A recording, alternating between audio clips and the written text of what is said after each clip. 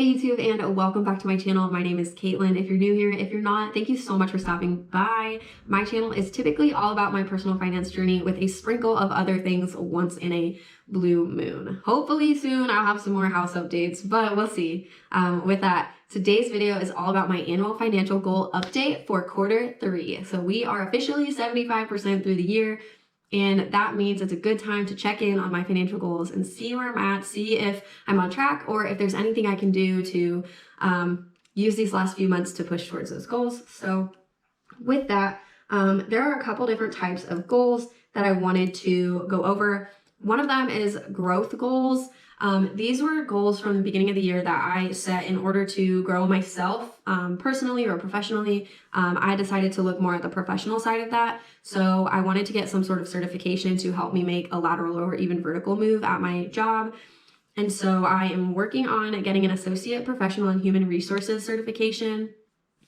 Because I didn't get an HR degree, I want to get that kind of educational background. I've already done a lot at work to get experience in HR, but I haven't gotten the actual educational background of it yet. So I really want to work toward that. I've been studying, and then I want to have my resume reviewed before I start applying for new jobs. So I don't really plan to apply for any positions until maybe March at the earliest next year, just because I am training a new member of my team and I do really love the people I work with. So I don't want to leave them hanging, especially not when I don't have that certification yet. So once I get my certification, I think is when I'll start kind of looking at internal jobs and seeing what I might apply for. So with that, I think I'm doing pretty good on my growth goals. Like I said, I've been studying, but I haven't achieved them yet. The next thing is I wanted to have some lifestyle goals, which are how do I want to live my life now and how can I make my money help me live in that way. So I wanted to purchase more sustainably for one, and I can't really say that I've done that much. I try to just not buy stuff I don't need, or I try not to buy paper plates all the time or anything like that. I do get paper towels, and sometimes my partner buys paper plates and I'll use them, but I don't go out of my way to buy that stuff. It's a very occasional thing. Usually if we have them, it's left over from having a party or something. So not doing great there, but I do try. I try to shop small and local. I've done okay at that. I've gotten some gifts from small businesses and local places. We have, bought preserves and things like that from farmers market type stands and stuff. And we did even grow our own garden this year. So we have avoided buying stuff from big stores in that way. But for the most part, I'm not doing a whole lot of small and local shopping. I still use Amazon and Walmart literally every month. So it is what it is. But I do live in the middle of nowhere. So it's really hard to give up the convenience of being able to order things from Walmart, especially our 50-pound dog food bags, because they'll bring that stuff to my door. I don't have to carry it out to my car and stuff. It's so nice and it lasts longer. So anyway, the next one for lifestyle type goals was donating and giving to causes. And I haven't given financially to causes too much, but I have donated anything I could get rid of. I've donated, whether that was giving it to someone I know or giving it to a mission. That's what I try to do. I try my best not to donate to Goodwill, even though it's very convenient to just do that because they're open more often. But there's a local mission nearby that I would prefer to always give stuff to, because when they sell it, the money goes straight into the food pantry next door, making sure that they can provide things like eggs and milk and meat to the people who need the food, because a lot of times food pantries have trouble being able to provide any kind of fresh stuff, just because it doesn't last long. So they've got to just get it and give it away quickly. And sometimes that's very difficult. So I love giving away things to the mission because I know that the money is going to a better place than say Goodwill. But I don't want to get on a Goodwill tangent right now because I do still shop there very occasionally, but I still just I hate how expensive they make stuff when they're, paying a CEO and things like that. But anyway, the last thing was avoid buying things with free alternatives. And I think I've done pretty good at that. The only thing that I, right now I pay for that is free alternatives is Spotify and a podcast. But, I'm getting a lot of value from the podcast as well as, Spotify. I kind of need the downloaded music because I've been training for half marathon. So I run a lot and there's no signal out here. So I have to have the music downloaded. So that's kind of doing okay on that goal. I don't think I've done anything too crazy. Next up, we will turn attention to my spreadsheet. I do have a financial goal spreadsheet for the goals that make sense to monetarily look at number wise. So there's several different types of goals here. So I'll go through, like, there's independence goals. That's where you're trying to get to financial freedom. And then stability goals, which is like you're saving for the unexpected. You're preparing for bad things to come up. Or not even necessarily bad things. Like preparing for the unexpected could mean you have an emergency fund for healthcare and you end up pregnant and you're going to have a beautiful little baby, but you got to pay the bills. So preparing for the unexpected maybe doesn't necessarily mean preparing for bad things. But anyway, I have several goals in each of those. So we'll get started with the stability goals. I wanted to build my emergency fund up to 2 months worth of emergency fund. And for me, that is $3,000, so $1,500 a month.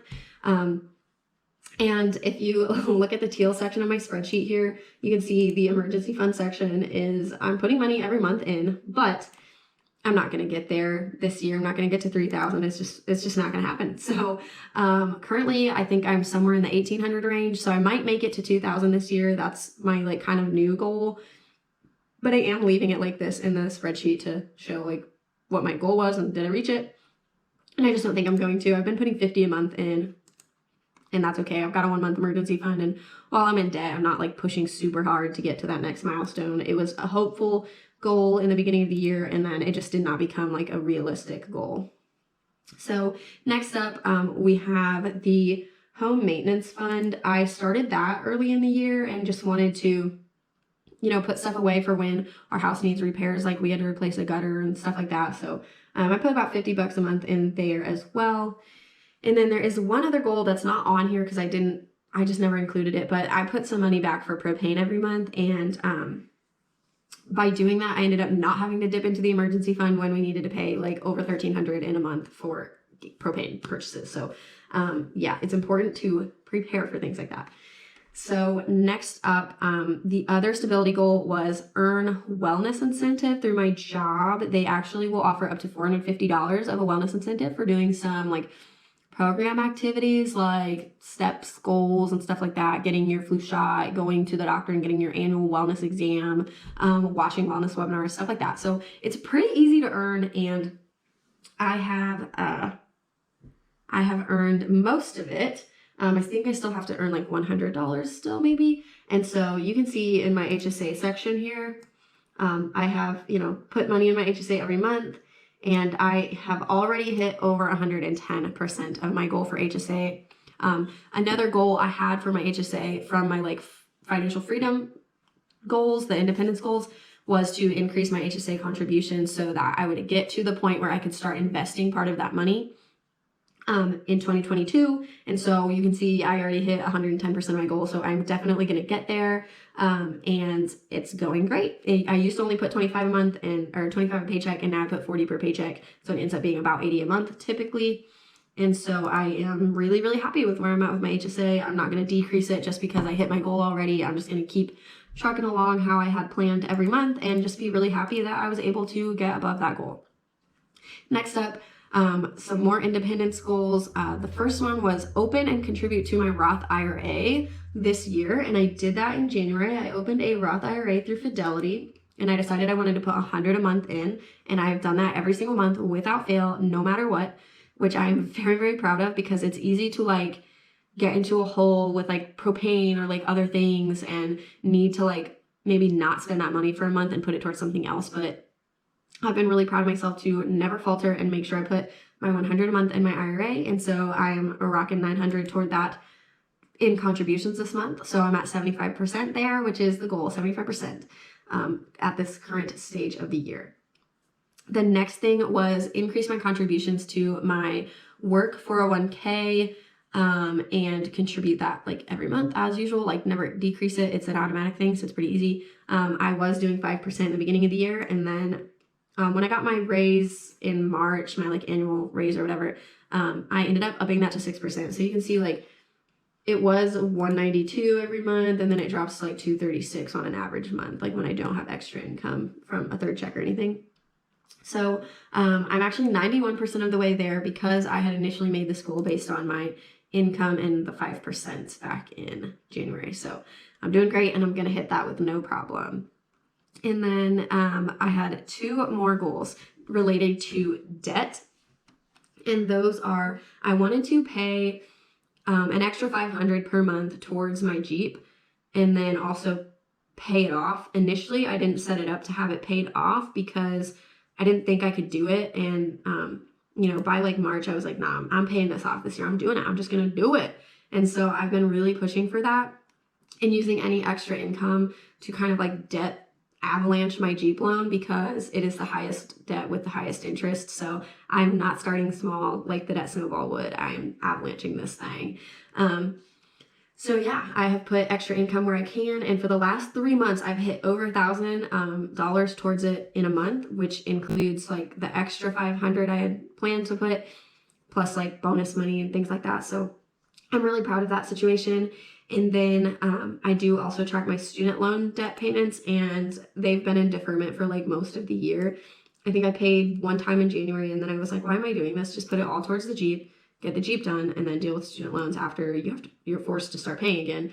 Now that I don't have to pay in January until January, I am not paying towards it. And so my original goal of $750 was based on having to start making payments in September or October. Since I don't have to do that, I am not putting anything else towards that goal. So I'm rocking 20%, and it will stay that way till the end of the year. So no, I'm not upset about that at all.